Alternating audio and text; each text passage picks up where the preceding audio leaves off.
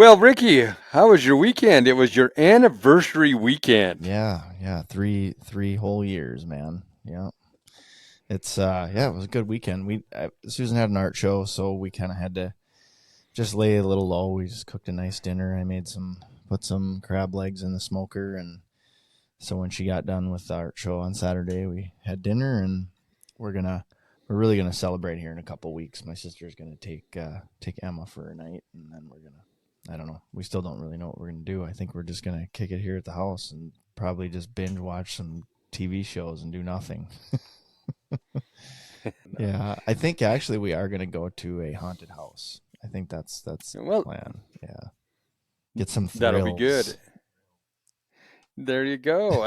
Yeah, congratulations, though. That's awesome. Yeah, I mean, thank you.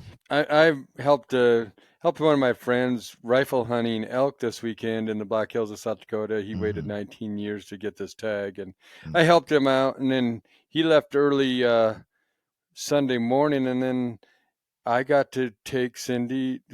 It's somehow became a tradition. I took Cindy up to one of my most favorite elk hunting areas, and there's just a big aspen meadow. I mean, it's just beautiful, Mm, but you got to hike into it. yeah. And we went in there, and you might have saw that my picture this morning. That's where I took Yep. that one picture because it was just gorgeous up there. And Yeah.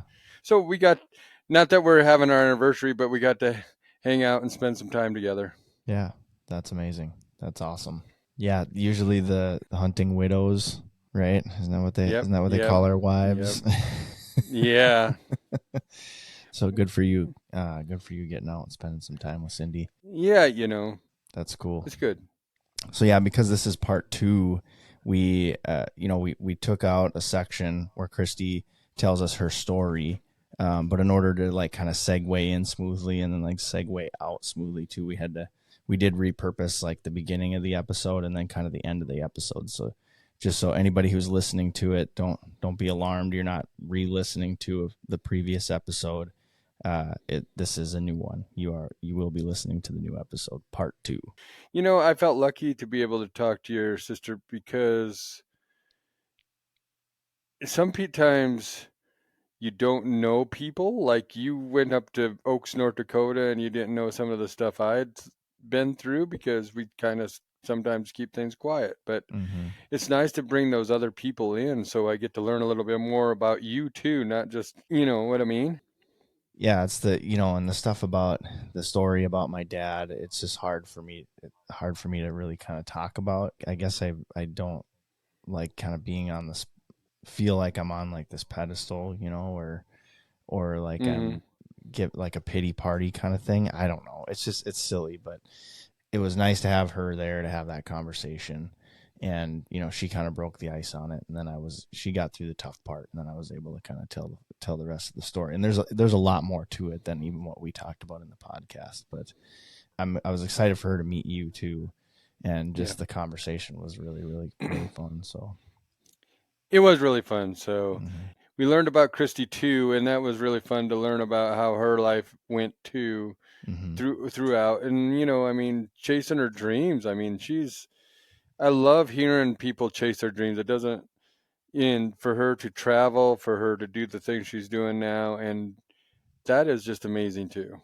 Yep. She's partially responsible for some of my don't die rusty mindset too, is just watching her really push forward and just dominate in her area. It's been really fun to watch. So everybody, let's listen to the next episode of the Don't Die Rusty podcast with Christy Brule. We'll just enjoy the conversation. Welcome to the Don't Die Rusty podcast. I'm Rick Hanson, and we will be talking about living, not dying. We're all in this adventure together, and we will be interviewing people who inspire us to live our best lives. People with various backgrounds who will walk us down the trails they took to not die rusty. Adventure in life are many things to many people. It could be a sprint or an endurance race, but with each adventure, we become a better version of us. We hope you keep chasing those dreams, being the best you, and of course, don't die rusty. Hello, Don't Die Rusty Nation. I'm Ricky Brule, and I will be your host tonight. And first, and you all know him very well, is tonight's co-host and my partner in adventure, Rick Hanson. How are you, man?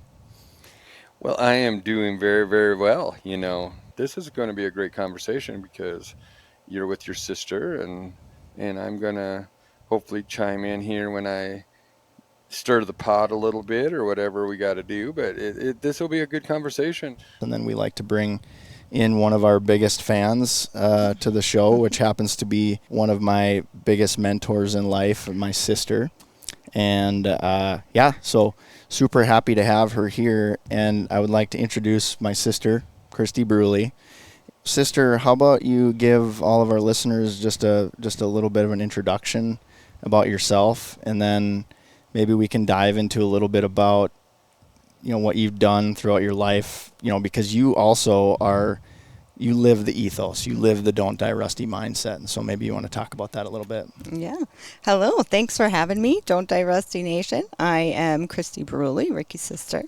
And I'm here to help recap the episodes. I'm a big fan of this show, so I'm excited to be here. Also, maybe a perspective, I'm a single mom, I'm a business professional, and I'm also a traveler. I'm really passionate about traveling and going on adventures, and so mine are a little different than yours. I'm always on an airplane and in a hotel, right? But it's still, I still find adventures, so thanks for having me. Mm-hmm. Are you an older sister? Are you older than Ricky?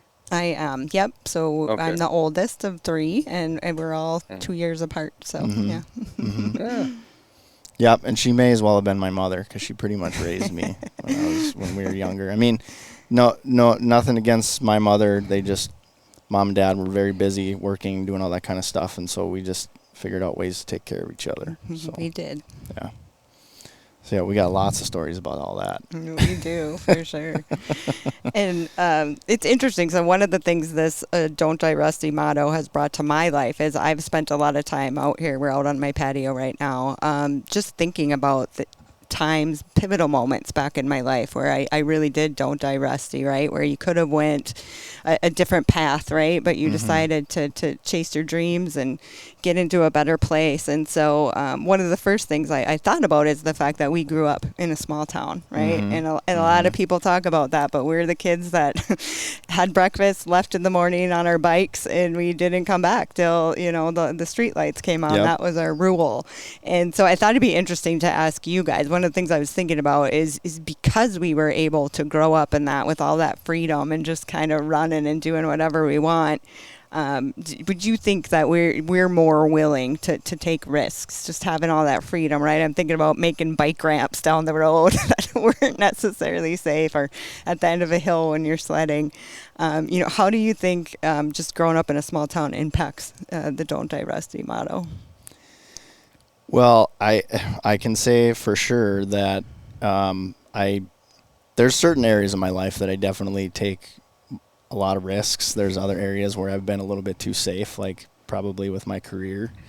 But the apple certainly doesn't fall too far from the tree, because my daughter she's an adrenaline junkie. I mean, she's very risky. She takes a lot of risks, but and so maybe I feel like she probably gets that from me, because I think Susan's a little bit more kind of under control and grounded and all that kind of stuff. But yeah, I think I would agree with that. I definitely think that growing up in a small town, and like you said, we didn't always have to have our parents. They didn't always have to know where we were all the time, and it's just a different time now, and it's a little bit unfortunate, but at the same time, I love spending time with Emma, and I love spending time with her and with Coda, and just having some of that time too. So there's that balance. But what about you, Rick? Well, I think I know that growing up in the era that I grew up in, it at least helped me with independence, because, excuse me, I had all kinds of, I had an imagination. And here's another aspect that I think, I don't know about you guys, but we only had 3 channels on TV, and Mom and Dad, there was no other, today I see kids making the choices of what you watch, and that is never happened. You either watch the news with mom and dad, or you watch what they wanted to. And if you didn't, I would go read a book, and then I'd go. That's where I think I've learned to love to read. I think that the independence of, like you said, we're jumping all kinds of crazy things on a banana seat bike, bending rims and doing stuff that you probably, I grew up on a ranch. I mean, we had an old corn crib, and I'd jump off it in the hay to have my mom, and you're way up in the air and you're just doing crazy things. But I think it either toughened you up and made you mentally, you rub some dirt on it, you keep going. And I think that's where the don't die rusty, because I don't want to think that I've missed out on things. And I shouldn't say that, but I'd say I don't want to. When I get to the end, I want to have memories. Like if I can't do things, I want to know that I did them. Yeah. You know what Absolutely. I mean? Like I have memories. So Rick, this might not have been the case for you, but like for us, you were talking about TV, right? So I think when we were, when we were like teenagers or like, 10, 11, 12, whatever it may be, there was always we loved watching Cheers with our folks. We always watched Cheers with our folks all the time. And then when that song comes on at the end, that's the cue to go to bed, right? And then you want to stay up later, and then MASH comes on, and then you're like, okay, I'm cool, I'm going to bed. Yeah. But sometimes I would see, now I actually think MASH is an entertaining show, but back then I was like, oh gosh, don't put me through that, I'm going to bed. So. And this is very, when you talk about TV, there's no Cartoon Channel, Nickelodeon, or anything like that. But do you guys remember, like, I used to get to watch Friday night before the new cartoons would come out. They'd have like teasers for the Saturday morning, and really? And Saturday morning cartoons came on, and it was like, that was cool, and now there's nothing, There's just cartoons whenever you want them. They get them all the time. Exactly. I probably am one. I don't know, but. So you guys will also learn I'm a huge Vikings football fan, and the reason I am is because of this. Every Sunday, the only thing that was on the TV was football. So one day when I was, like 16, I finally sat down with my dad and said, hey, if I'm going to be forced to watch this, you might as well teach me, show me how this works. And so, sometimes those limited options, right, made us big fans. All right, but have you ever seen the Vikings trophy room? Nobody has. That did it. That did it, Rick. Those are fighting words. Actually, lucky for you, I'm not a glutton for punishment, so I don't really watch them as much as I used to. Hey, they're not going to die rusty. They're going to keep aiming for that trophy someday, Rick. Someday. Got to give them that.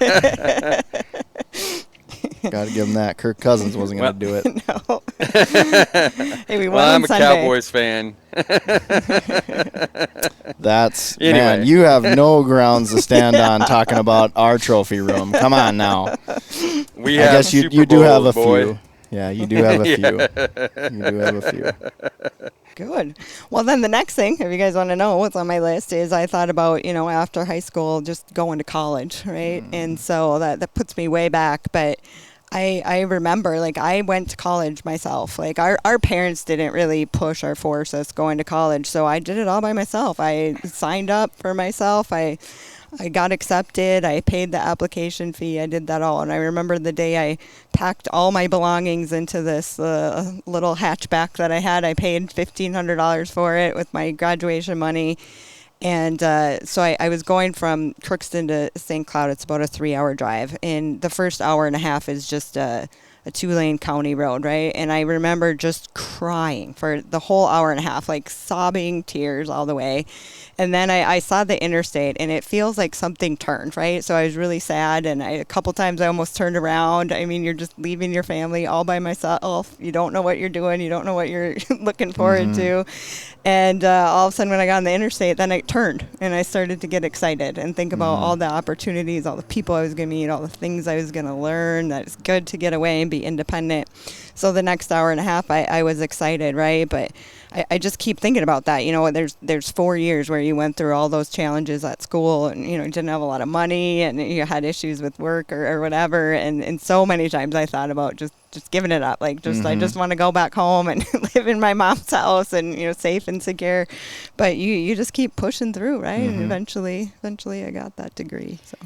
Yeah, and I would say that I probably wouldn't have gone to college without you and Wendy. You know, I had that opportunity. We've talked about this on the episode with Dan Horgan, but it was like I was either going to go military or I was going to go to Duluth. And I was like, you know, so I was like, I chose the creative route. And I did not cry when I left. Actually, I was burning the tires to get out of there in my Jeep. And I was like, just see ya. Left Crookston in the rearview mirror. But I wasn't as tough as I thought I was, because I think for like probably the first 6 months I drove back to Crookston every weekend. Yeah. Because I wanted to see my friends, I wanted to hang out and do stuff like that. So of course I was a little bit homesick, but still understood needing to get out and all that. Yeah. So you did break out though, because Wendy ended up coming to college with me. We both went to college in St. Cloud, so she could take care of me. Well, I heard that St. Cloud State is a party school, and I knew that I like to party too much, so I was like, I need to go somewhere that's a little more chill, you know. So Duluth. Yeah. How'd that work out? Yeah, too much to do. Oh man, that's awesome. But I think it makes you tougher, though. You know, I mean, we lived on ramen noodles, and you know what I mean. You did what you had to do, and you had if you had something in your belly. I mean, I'm not saying it was all bad, but I mean, if you went to the cafeteria, you went to the cafeteria. On weekends, I like ramen noodles or this and that, and probably more the this and that was Old Milwaukee, and you know, maybe other things, but you know, a little harder stuff, like I think there was a little Southern Comfort in there or whatever else. There you go. You'll never see me drink that ever again. So there you go. I was going to try to take a guess, but Southern Comfort wasn't one of them. Yeah. Yeah. I still remember this. When I got there, I had $112 in my checking account. That's all I had. And when I get there, you didn't know, but I had to go to the bookstore, and books cost $100. So now I got $12 in my checking account. And, you know, I was living in the dorms. I could go to the lunchroom and stuff, but you have to get pretty creative when you only have $12. So it pushed me, and I got a job right away, and I got a job bartending. And so that's what put me through school for 10 years. Right. And not to put anybody down here, but we sometimes see servers and things now, and we say it's different because we had to work. I mean, we had to bust while we were serving, because I needed that money to pay my rent, right? If I didn't make enough tips that night, I wasn't going to be, you know, paying my rent. So we worked really, really hard, and it was some fun years, but challenging as well. Yeah, and that work ethic, you know, I think we got that from, you know, just, you know, Dad. I mean, Mom worked hard too, you know, but Dad, I think he really just pushed that. And then just to see everybody in our family too, in our extended family, everybody's hard working, you know, not too many lazy people in our family. Good work ethic. We're teaching our kids too. Yeah. my son's at work right now. Yeah. I know. It's wild. Yeah. So, and can you imagine $112? If I had $112 in my checking account, I'd be freaking out right now. You know what I mean? I'd probably be trying to like make foot videos on OnlyFans or something to try to get something. I don't know. You can't even buy lunch right with that right now. You know, like one lunch. No. Yeah. Well, you couldn't put gas in your car and go to McDonald's. Yeah, that's true. What I mean? Holy cow! Like one bag of groceries is like $100. Yeah, now. Yeah, it's wild. It was different. And that's only. That's crazy that it is just about one bag. You never know what's you know, one bag of groceries. Yeah. Yeah. Yeah. And so, and this gets to a little bit more of a somber note, but I don't think people know much about this. But back in 2005, our dad actually got in an accident, and his truck was hit by a train. And that is one of the phone calls the only phone call I've ever got that made me, drop to my knees. And it was very tragic and very difficult. And I mean, we could talk for hours telling the whole story. He ended up surviving, right? And we got through it. But I'm going to tell you what got us through it. And what I remember now is that, my dad was in the ICU for, several weeks. And there was a large waiting room on the outside. I mean, not one of those little ones, one with couches and, vending machines and tables. And even the whole staff there said, we have never seen anything like this. For like 3 weeks straight, that room was full of our family, my dad's friends, people stopping in, people staying, people not leaving. And those are the things that get you through, like no matter how difficult the situation is. And the second thing that's very interesting about it is, we're grateful for medical technology these days. And he was, he wouldn't have survived without he was hooked up to all the machines and all the medical drugs. But he was really not himself until there was a day me and Rick picked him up. And he had been very anxious in the hospital and very much not himself. And we drove him out to the lake. And I kid you not, for 2 months he was in this room and just kind of going crazy. And he got to the lake and he sat down. And his whole family was there, and he hadn't been eating, and he was calm. He was in a good mood, and she put food in front of him, and we actually had to stop him from eating too fast, and it was the only time in like 3 months I had seen him content and kind of come back to himself. So I'm a true believer, like medical helped, but I think family and nature and just being around those people, surrounded by those people, and being in your comfort zone, that's what healed him, and that's what kept him here. We were lucky enough to have him for another 15 years, and that's why. Yeah, for sure. And we, Rick, we talk about that all the time, just about relationships and surrounding yourself with people. And that's one of the moments in my life where I realized that it's like there was so many people there. It wasn't just friends, it was family, it was old military buddies, it was people coming from everywhere, and just spending a ton of time there.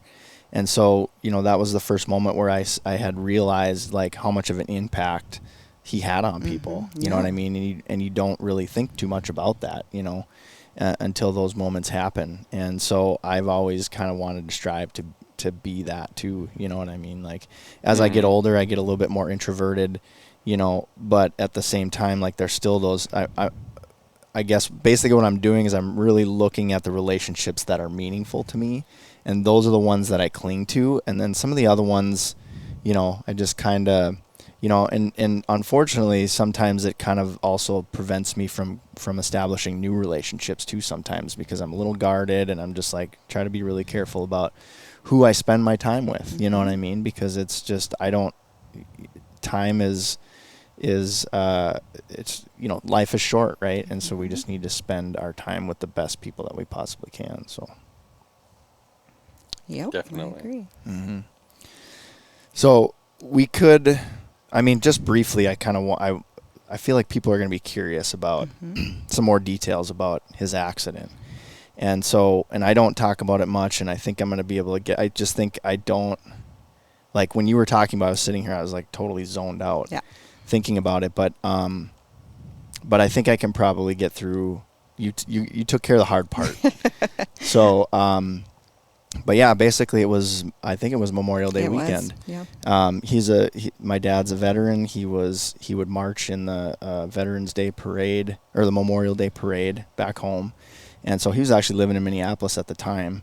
Had just kind of turned his life around, went back to college, got a degree, and just hanging out at my Uncle Randy's for the weekend, was going to drive into town to get some smokes. And feel free to interject here if I miss something in the story. But so he has to cross a railroad track to get over to Highway 2 to get into town.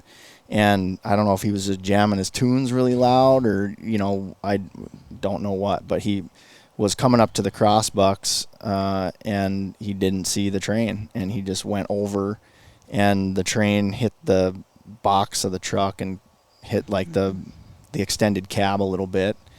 And I mean, if you can imagine what the carnage that a train can do to a vehicle, it is unbelievable. His truck was just smushed. It's shocking that if he would have gone over those tracks a second earlier, he'd be done, you know. So and really what injured him the most was his toolbox flew in through the back window. I think this is, or I don't know if it was in the back seat or if it came through the back window, but it hit him in the back of the head and it fractured his skull. And so he had some pretty major hemorrhaging in his brain, but that's one of the things that may have saved him as well, because the doctor was saying that fracture in his skull actually relieved some of that pressure, and so that way he didn't have too much damage from the hemorrhaging. Hi, sweetheart. I need more snacks. You need more snacks? Yeah. How about you go sit down and watch the show some more? There's Rick. You want to say hi to Rick?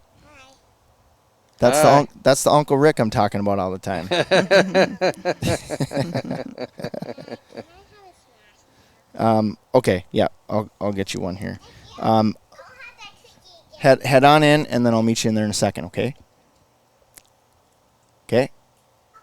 Yeah. So he's in the hospital. He was in a coma for 6 months or so.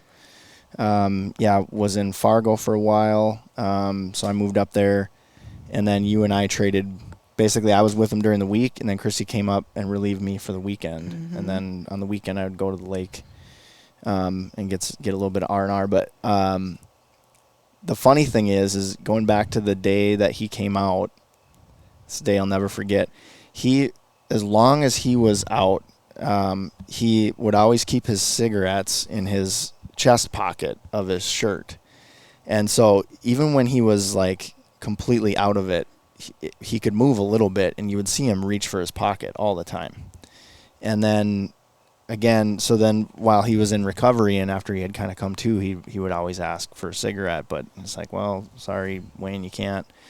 And then that day we got him out, he threw a fit. He was like, I want cigarettes right now. And we're like, Dad, you don't need that. You haven't smoked in 6 months. Now's the time to kick it if you're going to kick it. Nope, he wasn't having it. He was about to open the door and jump out while we were moving. Yeah, we had to stop.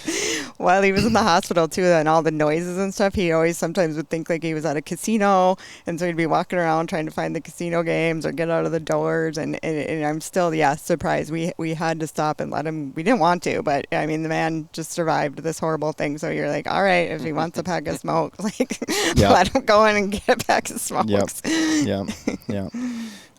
Okay, so I'm going to run in. I'll get her a snack, Christy, if you want to. Obviously, another pivotal moment, I think, in all of our lives was when I became a mom, right?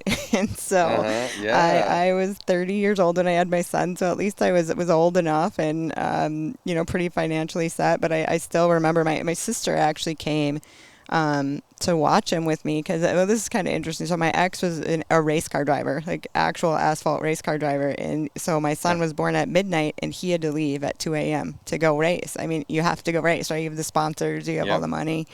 So my sister came home with me, but I think the most thing that I remember is driving home in that car and you have this little baby in the back of your car and you're like, wow, I am 100% responsible for this human being, And then, once again, it was another moment where I kind of wanted to turn back around. I'm like, hey, I don't think I can do this. I think we should go back to the hospital where the nurses are because they know how to take care of this baby, and I'm not sure, right?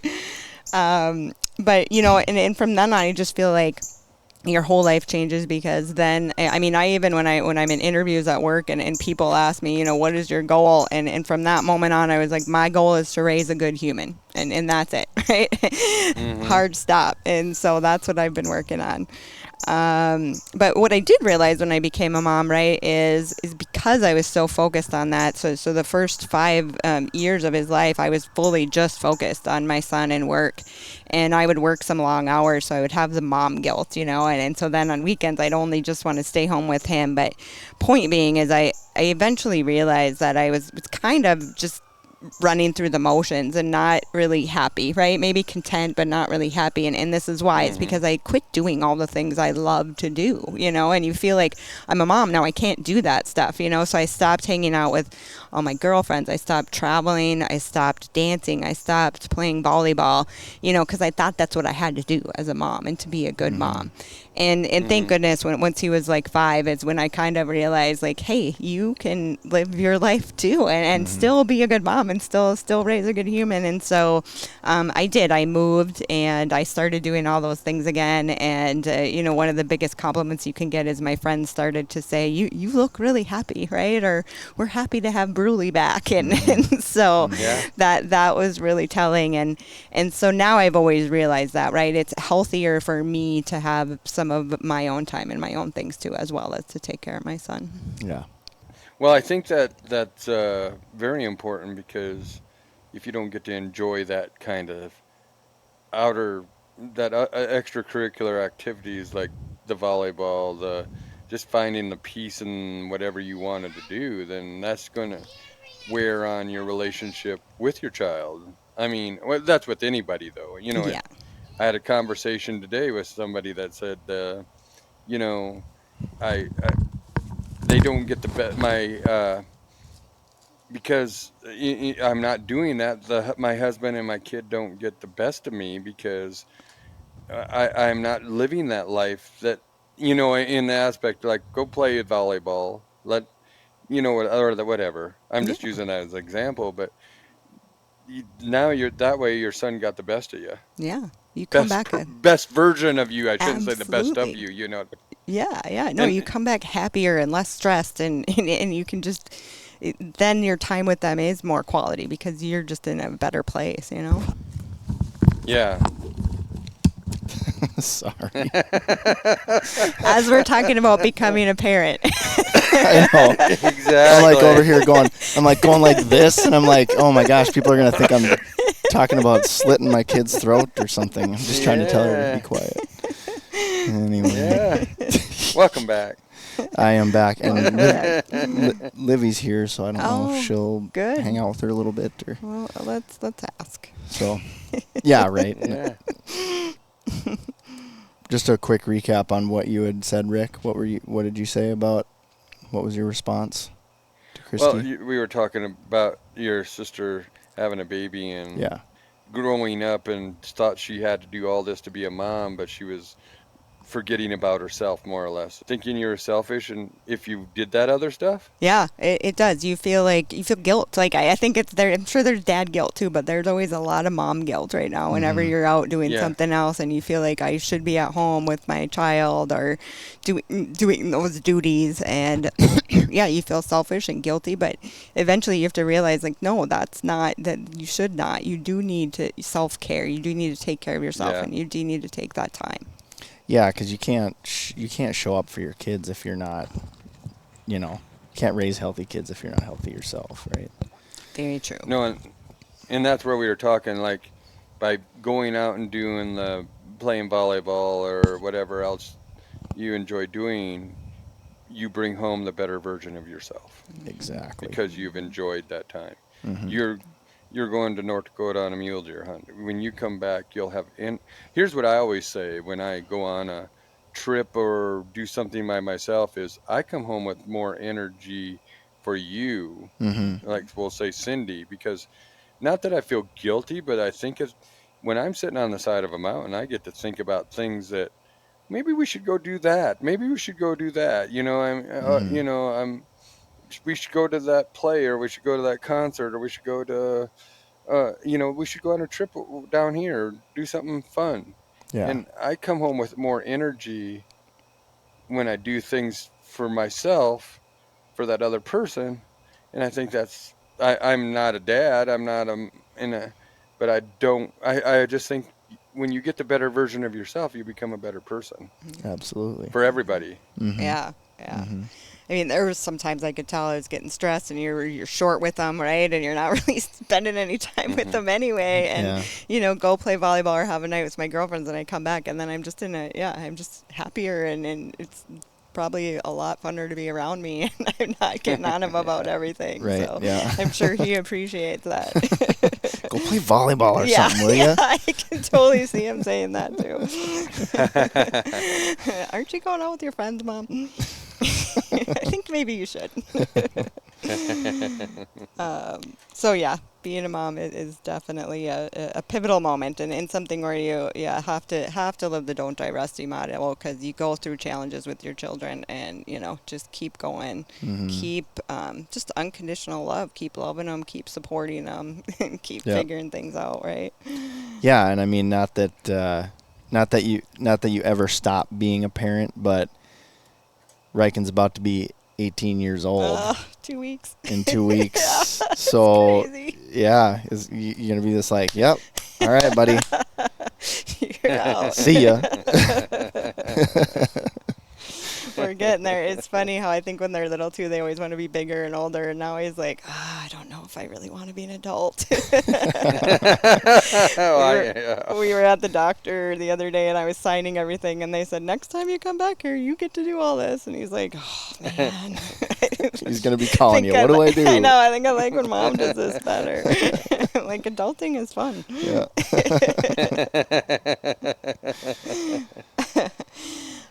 So on to my other passion, solo travel adventures. And it is. I love to travel. I tell everybody I want to go everywhere. And I think there's a lot of times in my life where I could have just waited till somebody would go with me or somebody else had time. And you're like, no, you can't wait. You just go. Just buy the tickets and figure it out, right? There's been a couple times I just booked a trip, used my miles, booked a trip to San Diego, and then I'd send my friends a text, hey, anyone want to go with me? And if they didn't, I'd go myself and I'd figure it out. But so I take a lot of girls trips. We've taken some great family trips. I take my son to a away Vikings game every year, and that is so much more than just football in the Vikings game. It's the one time where for a full weekend, me and my son it's just me and him and not all the distractions, and we have the best conversations.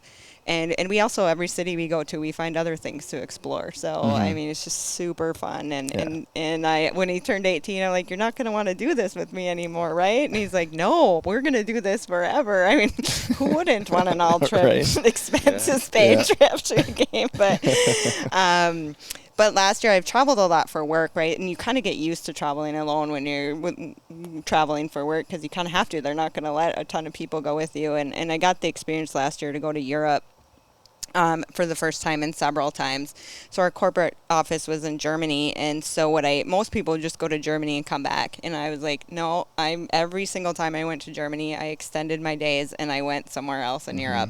And a lot of people would always be like, what, by yourself? And I'm like, yeah, why not? And it was actually peaceful, because usually we had 5 full days of meetings and being with people from 8 in the morning till dinner at night. We get home at 10. By the end of that 5 days, you kind of I just wanted to be by myself.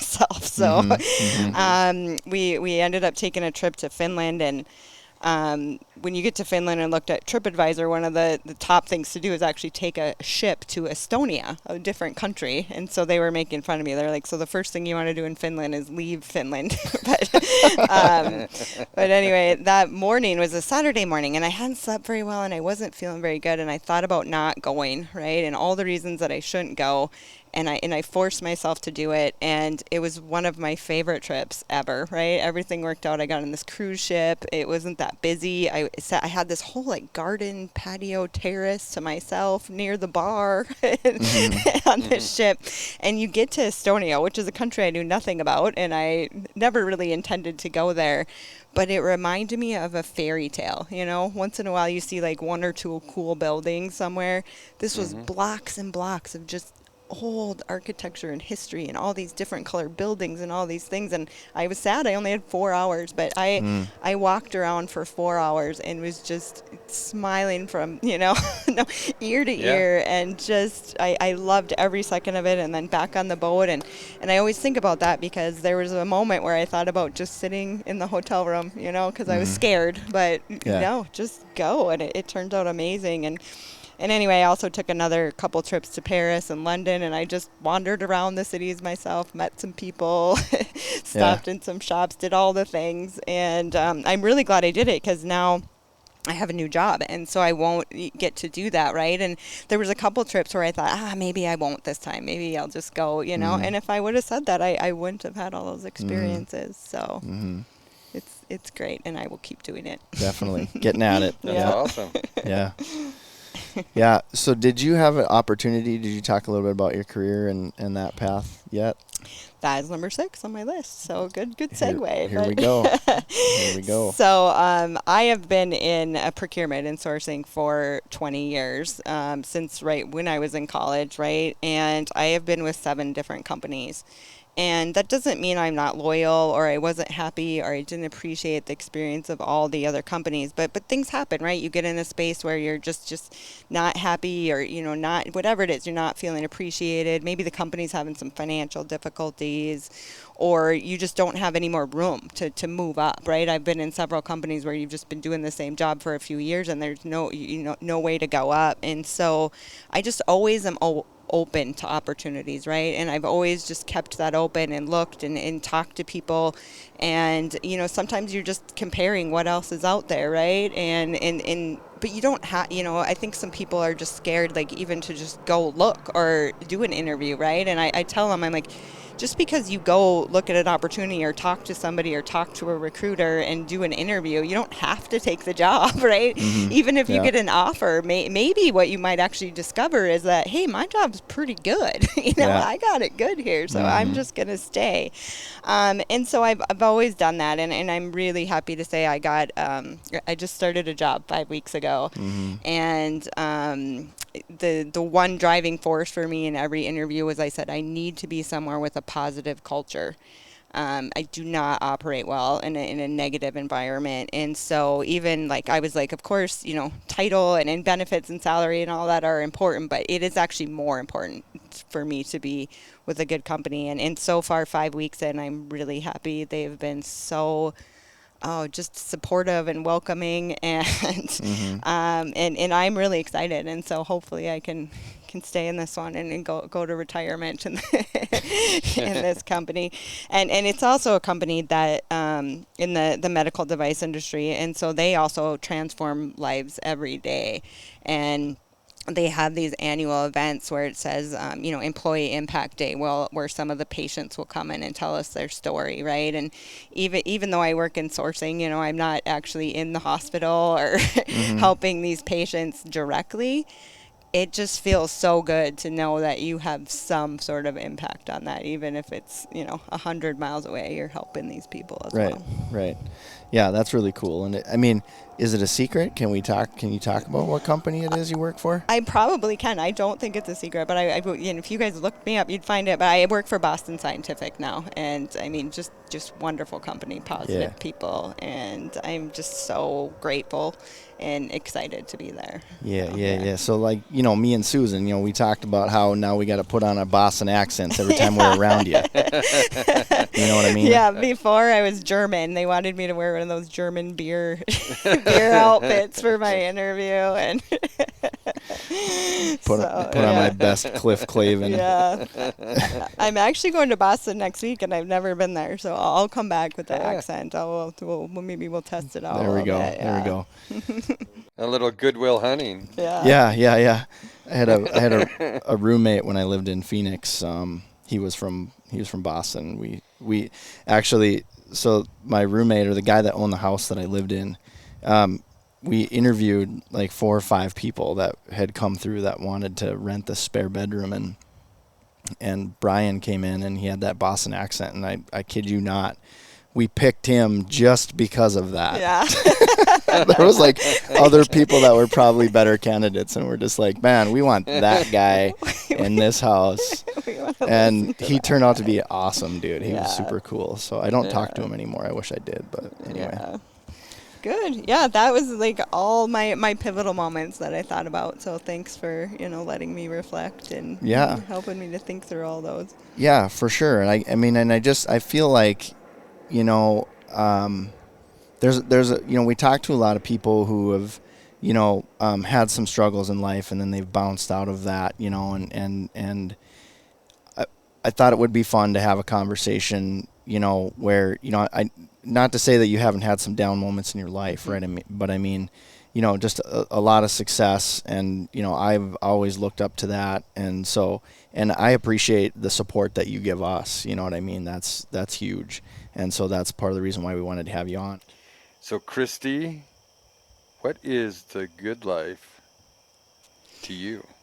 Well, it's amazing how many people answer that with kind of the same thing, but just being around, being with the people that I care about is first and foremost, right? But also, the good life to me is going to be to, my commitment to you guys is to keep living this "Don't Die Rusty" motto, right? I'm going to keep traveling and exploring, and I love to spend time outside in the sun, and so hopefully someday I kind of want to be somewhere south in the winters, at least, to get out of the winters.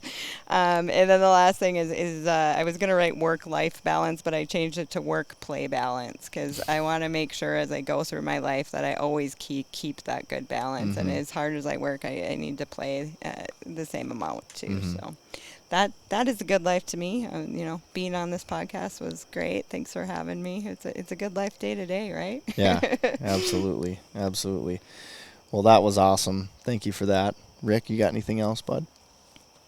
No, I just want to say thank you for coming on, and thank you for being a supporter and a fan of Don't Die Rusty, and hopefully you can watch us grow and keep on just asking the questions that we need to ask, and having the conversations that we need to have, and the most important thing is like, I enjoyed chatting with you because it makes me feel like we're doing something good when you can find something that out of each episode that strikes you. And if we can do that to you, and we can do it to whoever listens to this or whatever else, those days that you are tired and you feel like maybe I need to stop and take a rest are the days that you keep moving forward and you keep on influencing somebody else. So thank you for being on here, and thank you for all you've done for us. Thank you. Thanks, big sis. Thanks, little bro. All right, well, that brings us to the end of this episode, folks. You can find Don't Die Rusty on Instagram and on Facebook. Make sure that if you're listening, you head over to your favorite platform, whether it be Apple Podcasts or Spotify. Give us a review and a 5-star rating. We would certainly appreciate it. And, of course, don't forget to chase your dreams, live your best life, and don't die rusty. Don't die rusty. Thank you.